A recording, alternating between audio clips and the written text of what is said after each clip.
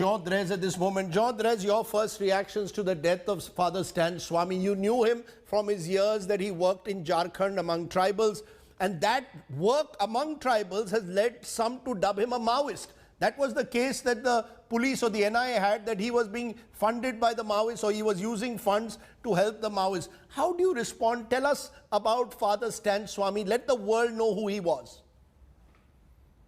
I think that the world has got to know who he was to some extent already from the numerous documents, testimonies, videos, statements that have been released recently, especially today, and some of your own report.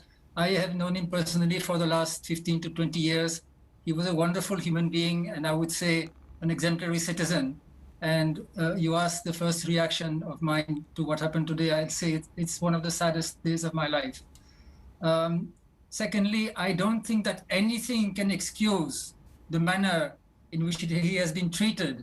I mean, those who pressed for his bail being rejected, the National Investigation Agency, not the jail authorities, by the way. I think you said the jail authorities. It's the NIA that opposed him being granted bail. They must have known. No, I said the jail authorities also are culpable to the extent of not giving him adequate medical treatment. That's right. Absolutely. I entirely agree with that. So there are different levels of responsibility.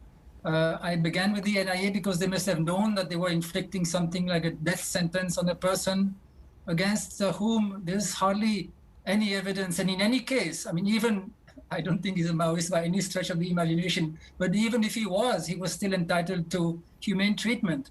And when an 84-year-old person who has Parkinson's disease, other morbidities as well, he is not escaping, he's cooperating with the investigating agencies, he is not a flight risk, he cannot tamper with evidence, absolutely no logic whatsoever in refusing bail.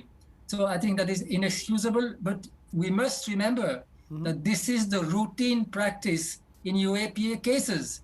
Thousands of people across the country are being treated in the same manner and have been treated in the same manner for years.